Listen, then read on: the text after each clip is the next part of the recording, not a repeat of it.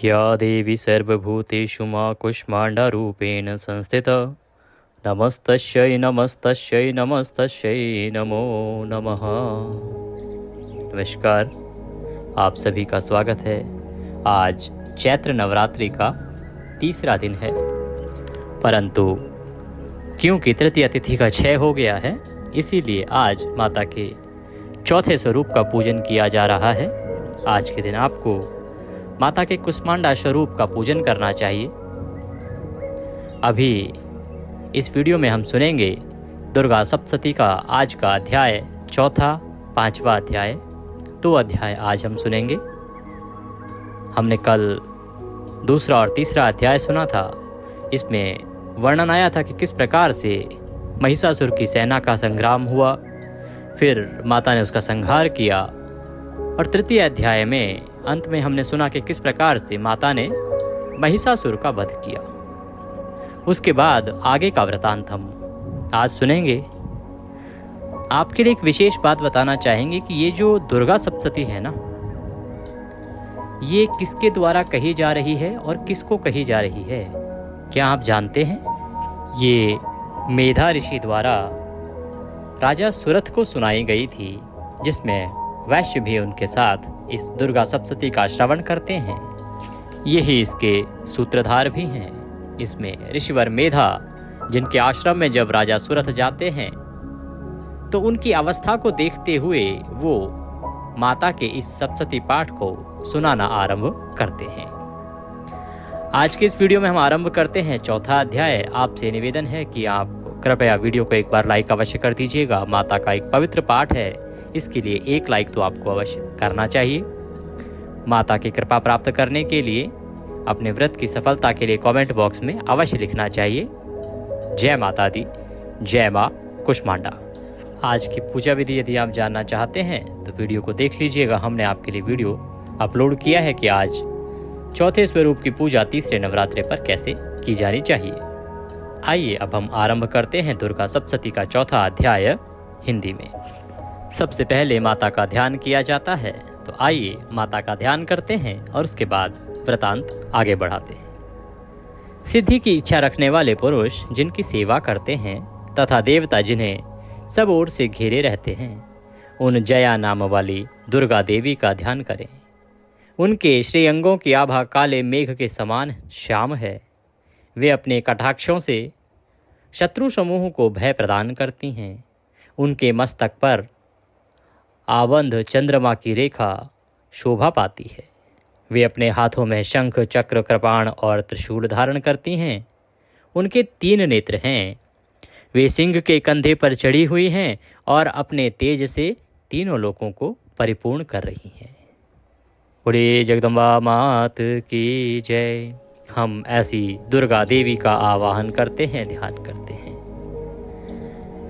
ऋषि कहते हैं कि अत्यंत पराक्रमी दुरात्मा महिषासुर तथा उसकी दैत्य सेना की देवी के हाथों से मारे जाने पर इंद्र आदि देवता प्रणाम के लिए गर्दन तथा कंधे झुकाकर उन भगवती दुर्गा का उत्तम वचनों द्वारा स्तवन करने लगे। उस समय उनके सुंदर अंगों में अत्यंत हर्ष के कारण रोमांच हो आया था। देवता बोले, संपूर्ण देवताओं की शक्ति का समुदाय ही जिनका स्वरूप है तथा जिन देवी ने अपनी शक्ति से संपूर्ण जगत को व्याप्त कर रखा है, समस्त देवताओं और महर्षियों की पूजनीय उन जगदम्बा को हम भक्तिपूर्वक नमस्कार करते हैं। वे हम लोगों का कल्याण करें। जिनके अनुपम प्रभाव और बल का वर्णन करने में भगवान शेषनाग, ब्रह्मा जी तथा महादेव जी भी समर्थ नहीं हैं, वे भगवती चंडिका संपूर्ण जगत का पालन एवं अशुभ भय का नाश करने का विचार करें। जो पुण्यात्माओं के घरों में स्वयं ही लक्ष्मी रूप से, पापियों के यहाँ दरिद्रता रूप से और शुद्ध अंतःकरण वाले पुरुषों के हृदय में बुद्धि रूप से, सत्पुरुषों के अंदर श्रद्धा रूप से तथा कुलीन मनुष्यों में लज्जा रूप से निवास करती हैं, उन आप भगवती दुर्गा को हम बारंबार नमस्कार करते हैं। देवी, आप संपूर्ण विश्व का पालन कीजिए। देवी, आपके इस अचिंत्य रूप का, असुरों का नाश करने वाले भारी पराक्रम का तथा समस्त देवताओं और दैत्यों के समक्ष युद्ध में प्रकट किए हुए आपके अद्भुत चरित्र का हम किस प्रकार वर्णन करें। आप संपूर्ण जगत की उत्पत्ति में कारण हैं। आप में सत्वगुण, रजोगुण और तमोगुण, ये तीनों गुण मौजूद हैं, तो भी दोषों के साथ आपका संसर्ग नहीं जान पड़ता। भगवान विष्णु और महादेव जी आदि देवता भी आपका पार नहीं पाते। आप ही सबका आश्रय हैं। यह समस्त जगत आपका अंशभूत है, क्योंकि आप सबकी आदिभूत अव्यकृता परा प्रकृति हैं। देवी, संपूर्ण यज्ञों में जिसके उच्चारण से सब देवता तृप्ति लाभ करते हैं, वह स्वाहा आप ही हैं। इसके अतिरिक्त आप पितरों की तृप्ति का कारण भी हैं।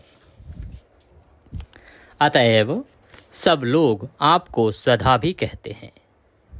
देवी, जो मोक्ष की प्राप्ति का साधन है, अचिंत महाव्रत स्वरूपा हैं, समस्त दोषों से रहित जितेंद्रिय तत्व को ही सार वस्तु मानने वाले तथा मोक्ष की अभिलाषा रखने वाले मुनिजन जिसका अभ्यास करते हैं, वह भगवती पराविद्या आप ही हैं। आप शब्द स्वरूपा हैं, अत्यंत निर्मल, ऋग्वेद, यजुर्वेद तथा उद्गीरथ के मनोहर पदों के पाठ से युक्त सामवेद का भी आधार आप ही हैं।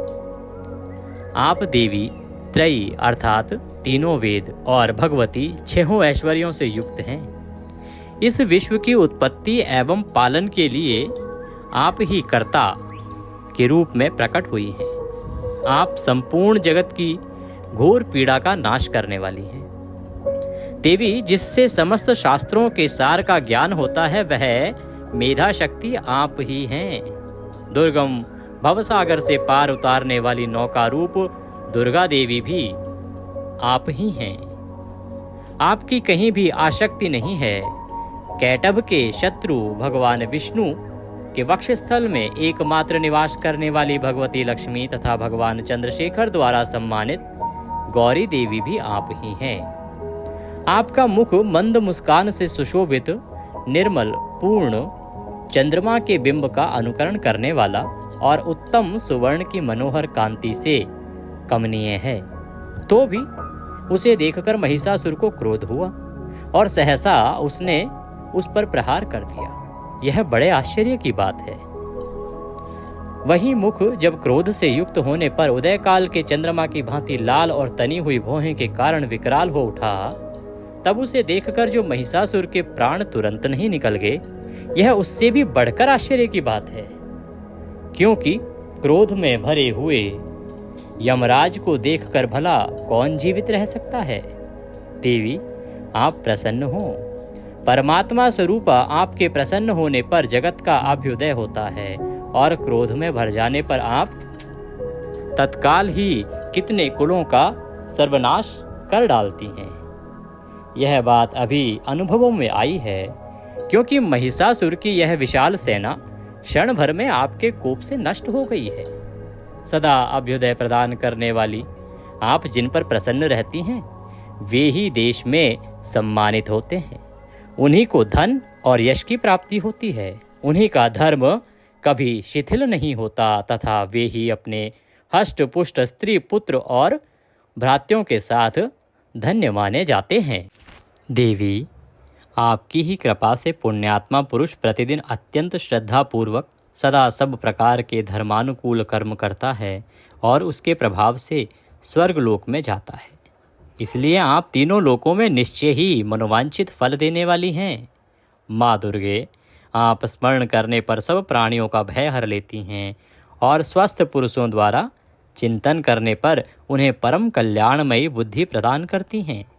दुख, दरिद्रता और भय हरने वाली देवी, आपके सिवा दूसरी कौन है जिसका चित्त सबका उपकार करने के लिए सदा ही दयाद्र रहता हो।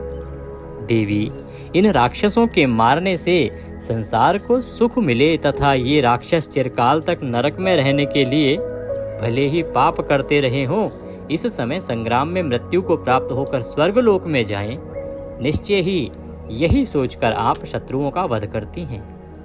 आप शत्रुओं पर शस्त्रों का प्रहार क्यों करती हैं? समस्त असुरों को दृष्टिपात मात्र से ही भस्म क्यों नहीं कर देती? इसमें एक रहस्य है।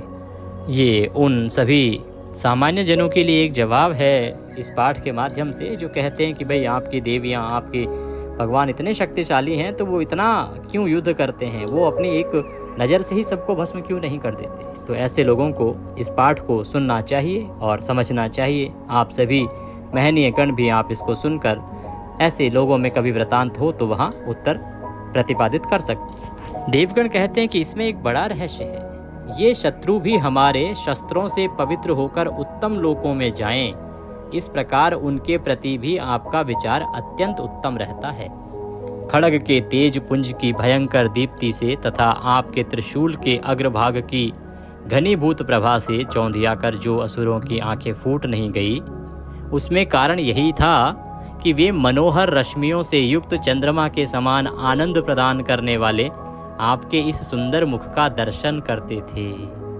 देवी, आपका शील दुराचारियों के बुरे बर्ताव को दूर करने वाला है, साथ ही यह रूप ऐसा है जो कभी चिंतन में भी नहीं आ सकता और जिसकी कभी दूसरों से तुलना भी नहीं हो सकती, तथा आपका बल और पराक्रम तो उन दैत्यों का भी नाश करने वाला है जो कभी देवताओं के पराक्रम को भी नष्ट कर चुके थे। इस प्रकार आपने शत्रुओं पर भी अपनी दया ही प्रकट की है। वरदायिनी देवी, आपके इस पराक्रम की किसके साथ तुलना हो सकती है? यह तथा शत्रुओं को भय देने वाला एवं अत्यंत मनोहर ऐसा रूप भी आपके सिवा और कहाँ है? हृदय में कृपा और युद्ध में निष्ठुरता, ये दोनों बातें तीनों लोकों के भीतर केवल आप में ही दिखाई गई हैं। मातः, आपने शत्रुओं का नाश करके इस समस्त त्रिलोकी की रक्षा की है। उन शत्रुओं को भी युद्ध भूमि में मारकर स्वर्ग लोक में पहुंचाया है तथा उन्मत्त दैत्यों से प्राप्त होने वाले हम लोगों के भय को भी दूर कर दिया है। आपको हमारा बारंबार नमस्कार है। देवी, आप शूल से हमारी रक्षा करें। अंबिके, आप खड्ग से हमारी रक्षा करें तथा घंटा की ध्वनि और धनुष के टंकार से भी हम लोगों की रक्षा करें। चंडिके, पूर्व पश्चिम दक्षिण दिशा में आप हमारी रक्षा करें तथा ईश्वरी, अपने त्रिशूल को घुमाकर आप उत्तर दिशा में भी हमारी रक्षा करें। तीनों लोकों में आपके जो परम सुंदर एवं अत्यंत भयंकर रूप विचरते रहते हैं, उनके द्वारा भी आप हमारी तथा इस भूलोक की रक्षा करें। हे अंबिके, आपके कर पल्लवों में शोभा पाने वाले खड्ग, शूल और गदा आदि जो अस्त्र हों, उन सब के द्वारा आप सब ओर से हम लोगों की रक्षा करें। ऋषिवर मेधा कहते हैं कि इस प्रकार जब देवताओं ने जगत माता दुर्गा जी की स्तुति की और नंदन वन के दिव्य पुष्पों एवं गंध चंदन आदि के द्वारा उनका पूजन किया, फिर सबने मिलकर जब भक्ति पूर्वक दिव्य धूपों की सुगंध निवेदन की, तब देवी ने प्रसन्न वदन होकर प्रणाम करते हुए सब देवताओं से कहा। तो जिस प्रकार से माँ आदिशक्ति ने महिषासुर का वध किया, देवताओं को पुनः उनका राज्य दिलवाया, उनका भाग दिलवाया, उससे देवता प्रसन्न हुए, तो उस आदिशक्ति पुंज देवी की वो स्तुति करने लगे। उनकी स्तुति से देवी प्रसन्न होती हैं और प्रसन्न होने के बाद माँ क्या कहती हैं? देवी बोली, देवताओं, तुम सब लोग मुझसे जिस वस्तु की अभिलाषा रखते हो उसे मांगो, मैं तुम्हें अवश्य दूंगी। यह बात सुन के देवता बोले, भगवती ने हमारी सब इच्छा पूर्ण कर दी, अब कुछ भी बाकी नहीं है, क्योंकि हमारा यह शत्रु महिषासुर मारा गया। महेश्वरी, हे महेश्वरी, इतने पर भी यदि आप हमें और वर देना चाहती हैं तो हम जब जब आपका स्मरण करें तब तब आप दर्शन देकर हम लोगों के महान संकट दूर कर दिया करें तथा प्रसन्न मुखी अंबिके, जो मनुष्य इन स्तोत्रों द्वारा आपकी स्तुति करे, उसे वित्त, समृद्धि और वैभव देने के साथ ही उसकी धन और स्त्री आदि संपत्ति को भी बढ़ाने के लिए आप सदा हम पर प्रसन्न रहें। इस प्रकार से देवताओं ने आदि जगदम्बा से वर मांगा। ऋषिवर कहते हैं कि राजन, देवताओं ने जब अपने तथा जगत के कल्याण के लिए भद्रकाली देवी को इस प्रकार प्रसन्न किया, तब वे तथास्तु कहकर वहीं अंतर ध्यान हो गई। भूपाल, इस प्रकार पूर्व काल में तीनों लोकों का हित चाहने वाली देवी जिस प्रकार देवताओं के शरीरों से प्रकट हुई थी, वह सब कथा मैंने तुम्हें कह सुनाई। अब पुनः देवताओं का उपकार करने वाली वे देवी दुष्ट दैत्यों तथा शुंभ निशुंभ का वध करने एवं सब लोकों की रक्षा करने के लिए गौरी देवी के शरीर से जिस प्रकार प्रकट हुई थी, वह सब प्रसंग मेरे मुख से सुनो। मैं उसका तुमसे यथावत वर्णन करता हूँ। इस प्रकार श्री मार्कंडेय पुराण के सावर्णिक मनवंतर की कथा के अंतर्गत देवी महात्म्य में शक्रादि स्तुति नामक चौथा अध्याय यहाँ पूर्ण हुआ। अब हम सुनेंगे 5वां अध्याय। बोलिए जगदम्बा मात की जय। 5वें अध्याय में जब आगे पुनः देवी का प्रादुर्भाव हुआ और किस प्रकार से उन्होंने शुंभ निशुंभ का वध किया, यह हम इस अध्याय में वर्णन सुनेंगे। आइए सबसे पहले देवी का विनियोग करते हैं, ध्यान करते हैं, तदुपरांत वृतांत आगे बढ़ेगा। ओम इस उत्तर चरित्र के रुद्र ऋषि हैं, महासरस्वती देवता हैं, अनुष्टुप छंद हैं, भीमा शक्ति है, भ्रामरी बीज है, सूर्य तत्व है और सामवेद स्वरूप है।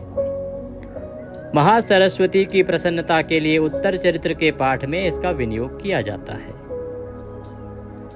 देवी का ध्यान करते हैं, जो अपने कर कमलों में घंटा, शूल, हल, शंख, मूसल, चक्र, धनुष और बाण धारण करती हैं।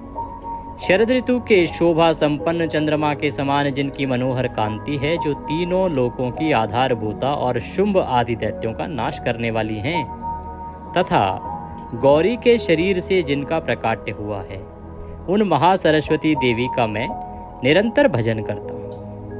बोलिए जगदम्बा मात की जय। ऋषि कहते हैं कि पूर्व काल में शुंभ और निशुंभ नामक असुरों ने अपने बल के घमंड में आकर सचीपति इंद्र के हाथ से तीनों लोकों का राज्य और यज्ञ भाग छीन लिए। वे ही दोनों सूर्य, चंद्रमा, कुबेर, यम और वरुण के अधिकार का भी उपयोग करने लगे। कौन? शुंभ और निशुंभ। वायु और अग्नि का कार्य भी वे ही करने लगे। उन दोनों ने सब देवताओं को अपमानित, राज्य भ्रष्ट, पराजित तथा अधिकारहीन करके स्वर्ग से निकाल दिया। उन दोनों महान असुरों से तिरस्कृत देवताओं ने अपराजिता देवी का स्मरण किया और सोचा, जगदम्बा ने हम लोगों को वर दिया था कि आपत्ति काल में स्मरण करने पर मैं तुम्हारी सब आपत्तियों का तत्काल नाश कर दूंगी। यह विचार करके देवता गिरिराज हिमालय पर गए और वहां भगवती विष्णु माया की स्तुति करने लगी। देवता किस प्रकार से स्तुति करने लगे? देवता बोले, देवी को नमस्कार है, महादेवी शिवा को सर्वदा नमस्कार है, प्रकृति एवं भद्रा को प्रणाम है। हम लोग नियम पूर्वक जगदम्बा को नमस्कार करते हैं। रौद्रा को नमस्कार है, नित्या, गौरी, धात्री को बारंबार नमस्कार है। ज्योत्सनामयी, चंद्र रूपिणी एवं सुमुख स्वरूपा देवी को सत सत प्रणाम है। शरणागतों का कल्याण करने वाली वृद्धि एवं सिद्धि रूपा देवी को हम बारंबार नमस्कार करते हैं। नेत्री अर्थात राक्षसों की लक्ष्मी, राजाओं की लक्ष्मी तथा शैवाणी अर्थात शिवपत्नी स्वरूपा आप जगदम्बा को बारंबार नमस्कार है। दुर्गा, दुर्गपारा अर्थात दुर्गम संकट से पार उतारने वाली। सारा अर्थात सबकी सारभूता। सर्वकारिणी ख्याति कृष्णा और धूम्रा देवी को सर्वदा नमस्कार है। अत्यंत सौम्य तथा अत्यंत रौद्र रूपा देवी को हम नमस्कार करते हैं। उन्हें हमारा बारंबार प्रणाम है। जगत की आधारभूता कृति देवी को बारंबार नमस्कार है। जो देवी सब प्राणियों में विष्णु माया के नाम से कही जाती हैं उनको नमस्कार, उनको नमस्कार, उनको बारंबार नमस्कार। जो देवी सब प्राणियों में चेतना कहलाती हैं उनको नमस्कार, उनको नमस्कार, उनको बारंबार नमस्कार। जो देवी सब प्राणियों में बुद्धि रूप से स्थित हैं उनको नमस्कार, उनको नमस्कार, उनको बारंबार नमस्कार है। जो देवी सब प्राणियों में निद्रा रूप से स्थित हैं उनको नमस्कार, उनको नमस्कार, उनको बारंबार नमस्कार है। जो देवी सब प्राणियों में शुदा रूप से स्थित हैं उनको नमस्कार, उनको नमस्कार, उनको बारंबार नमस्कार है। जो देवी सब प्राणियों में छाया रूप से स्थित हैं उनको नमस्कार, उनको नमस्कार, उनको बारंबार नमस्कार है। जो देवी सब प्राणियों में शक्ति रूप से स्थित हैं उनको नमस्कार, उनको नमस्कार, उनको बारंबार नमस्कार है। जो देवी सब प्राणियों में तृष्णा रूप से स्थित हैं उनको नमस्कार, उनको नमस्कार, उनको बारंबार नमस्कार है। जो देवी सब प्राणियों में क्षमा रूप से स्थित हैं उनको नमस्कार, उनको नमस्कार, उनको बारंबार नमस्कार है। जो देवी सब प्राणियों में जाति रूप से स्थित हैं उनको नमस्कार, उनको नमस्कार, उनको बारंबार नमस्कार है। जो देवी सब प्राणियों में लज्जा रूप से स्थित हैं उनको नमस्कार, उनको नमस्कार, उनको बारंबार नमस्कार है। जो देवी सब प्राणियों में शांति रूप से स्थित हैं उनको नमस्कार, उनको नमस्कार, उनको बारंबार नमस्कार है। जो देवी सब प्राणियों में श्रद्धा रूप से स्थित हैं उनको नमस्कार, उनको नमस्कार, उनको बारंबार नमस्कार है।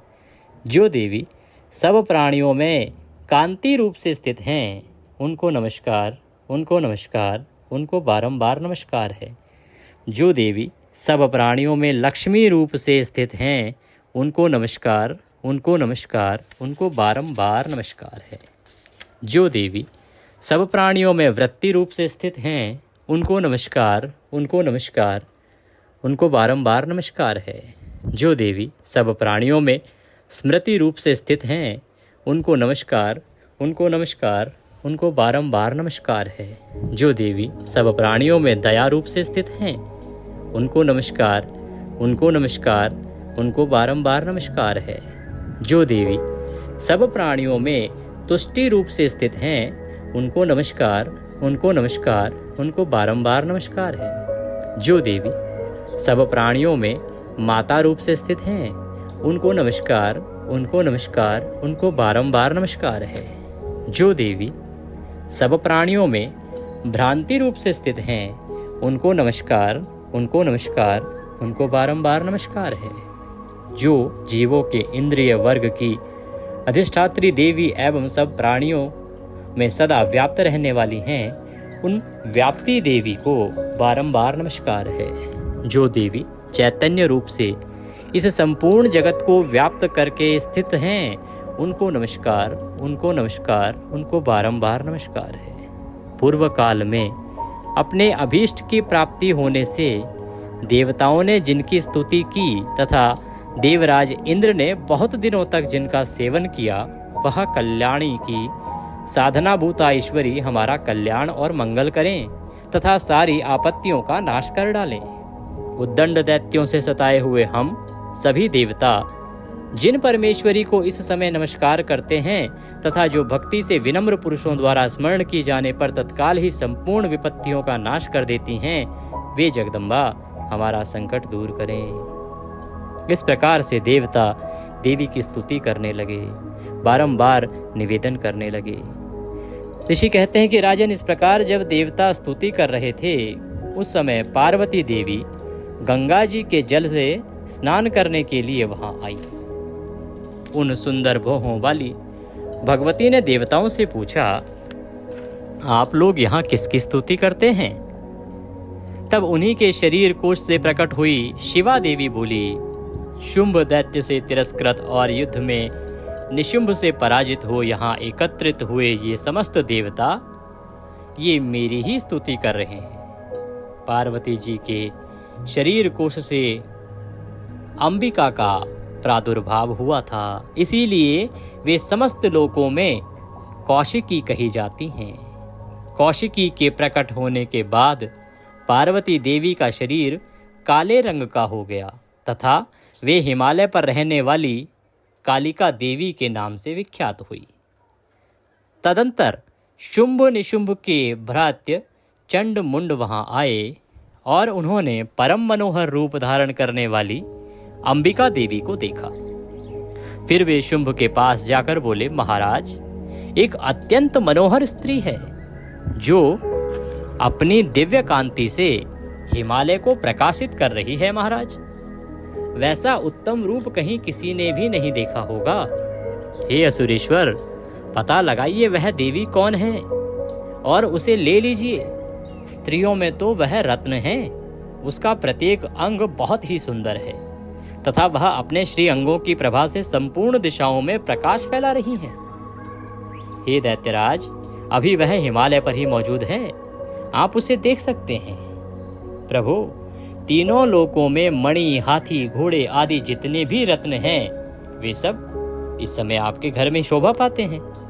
हाथियों में श्रेष्ठ रत्नभूत ऐरावत आपके पास है, यह पारिजात का वृक्ष और यह उच्चैश्रवा घोड़ा, यह सब आपने इंद्र से ले लिया है। हंसों से जुता हुआ यह विमान भी आपके आंगन में शोभा पाता है। यह रत्नभूत अद्भुत विमान जो पहले ब्रह्मा जी के पास था, अब आपके यहाँ पे लिया गया है। यह महापद्य नामक निधि आप कुबेर से छीन लाए हैं प्रभु, और समुद्र ने भी आपको किंजिल की नामक माला भेंट की है जो केशरों से सुशोभित है और जिसके कमल कभी कुमलाते नहीं हैं। सुवर्ण की वर्षा करने वाला वरुण का छत्र भी आपके घर में शोभा पाता है तथा यह श्रेष्ठ रथ जो पहले प्रजापति के अधिकार में था, अब आपके पास मौजूद है। हे दैत्येश्वर, उत्क्रांतिदा नाम वाली शक्ति भी आपने छीन ली है तथा वरुण का पाश और समुद्र में रहने होने वाले सब प्रकार के रत्न आपके भाई निशुंभ के अधिकार में हैं। अग्नि ने भी स्वतः शुद्ध किए हुए 2 वस्त्र आपकी सेवा में अर्पित किए हैं। दैत्यराज, इस प्रकार सभी रत्न आपने एकत्र कर लिए हैं। फिर जो यह स्त्रियों में रत्न रूपा कल्याणमयी देवी हैं, इसे आप क्यों नहीं अपने अधिकार में कर लेते? ऋषि कहते हैं, चंडमुंड का यह वचन सुनकर शुंभ ने महादैत्य सुग्रीव को दूत बनाकर देवी के पास भेजा और कहा, तुम मेरी आज्ञा से उसके सामने ये बातें कहना और ऐसा उपाय करना जिससे प्रसन्न होकर वह शीघ्र ही यहाँ आ जाए। वह दूत पर्वत के अत्यंत रमणीय प्रकाश में जहाँ देवी मौजूद थी गया और मधुर वाणी में कोमल वचन बोला। दूत बोला, देवी, दैत्यराज शुंभ इस समय तीनों लोकों के परमेश्वर हैं। मैं उन्हीं का भेजा हुआ दूत हूँ और यहाँ तुम्हारे ही पास आया हूँ। उनकी आज्ञा सदा सब देवता एक स्वर में मानते हैं, कोई उनका उल्लंघन नहीं कर सकता। वे संपूर्ण देवताओं को परास्त कर चुके हैं। उन्होंने तुम्हारे लिए जो संदेश दिया है उसे सुनो। संपूर्ण त्रिलोकी मेरे अधिकार में है, देवता भी मेरी आज्ञा के अधीन चलते हैं। संपूर्ण यज्ञों के भागों को मैं ही पृथक पृथक भोगता हूँ। तीनों लोकों में जितने श्रेष्ठ रत्न हैं वे सब मेरे अधिकार में हैं। देवराज इंद्र का वाहन ऐरावत जो हाथियों में रत्न के समान है, मैंने छीन लिया है। क्षीर सागर का मंथन करने से जो अश्वरत्न उच्चैश्रवा प्रकट हुआ था, उसे देवताओं ने मेरे पैरों पर पड़कर समर्पित किया है। हे सुंदरी, उनके सिवा और भी जितने रत्न भूत पदार्थ देवताओं, गंधर्वों, नागों के पास थे, वे सब मेरे ही पास आ गए हैं। देवी, हम लोग तुम्हें संसार की स्त्रियों में रत्न मानते हैं, अतः तुम हमारे पास आ जाओ, क्योंकि रत्नों का उपभोग करने वाले केवल हम ही हैं। चंचल कटाक्षों वाली सुंदरी, तुम मेरी या मेरे भाई महापराक्रमी निशुंभ की सेवा में आ जाओ, क्योंकि तुम रत्न स्वरूपा हो। मेरा वर्ण करने से तुम्हें तुलना रहित महान ऐश्वर्य की प्राप्ति होगी। अपनी बुद्धि से यह विचार कर तुम मेरी पत्नी बन जाओ। इस प्रकार से दूत ने संदेश कह सुनाया। ऋषि कहते हैं कि दूत के यूं कहने पर कल्याणमयी भगवती दुर्गा देवी, जो इस जगत को धारण करती हैं, मन ही मन गंभीर भाव से मुस्कुराई और इस प्रकार बोली। देवी ने कहा, दूत, तुमने सत्य कहा है। इसमें तनिक भी मिथ्या नहीं है। शुंभ तीनों लोकों का स्वामी है और निशुंभ भी उसी के समान पराक्रमी है। किंतु इस विषय में मैंने जो प्रतिज्ञा कर ली है उसे मिथ्या कैसे करूं? मैंने अपनी अल्प बुद्धि के कारण पहले से जो प्रतिज्ञा कर रखी है उसे सुनो। जो मुझे संग्राम में जीत लेगा, जो मेरे अभिमान को चूर्ण कर देगा तथा संसार में जो मेरे समान बलवान होगा वही मेरा स्वामी होगा। इसलिए शुंभ अथवा महादैत्य निशुंभ स्वयं ही यहाँ पधारें और मुझे जीतकर शीघ्र ही मेरा पाणी ग्रहण कर लें। इसमें विलंब की क्या आवश्यकता है? दूत बोला, देवी तुम घमंड में भरी हो, मेरे सामने ऐसी बातें ना करो। तीनों लोकों में कौन ऐसा पुरुष है जो शुंभ निशुंभ के सामने खड़ा हो सके? देवी, अन्य दैत्यों के सामने भी सारे देवता युद्ध में नहीं ठहर सकते, फिर तुम अकेली स्त्री होकर कैसे ठहर सकती हो? जिन शुंभ निशुंभ दैत्यों के सामने इंद्र आदि सब देवता भी युद्ध में खड़े नहीं हुए, उनके सामने तुम स्त्री होकर कैसे चलोगी? इसलिए तुम मेरे ही कहने से शुंभ निशुंभ के पास चली चलो। ऐसा करने से तुम्हारे गौरव की रक्षा होगी, अन्यथा जब वे केश पकड़कर घसीटेंगे तब तुम्हें अपनी प्रतिष्ठा खोकर जाना पड़ेगा। देवी ने कहा, तुम्हारा कहना ठीक है, शुंभ बलवान है और निशुंभ भी बड़े पराक्रमी हैं, किंतु क्या करूं? मैंने पहले बिना सोचे समझे प्रतिज्ञा जो कर ली है, अतः अब तुम जाओ। मैंने तुमसे जो कुछ कहा है वह सब दैत्यराज से आदर पूर्वक कहना, फिर वे जो उचित जान पड़े करें।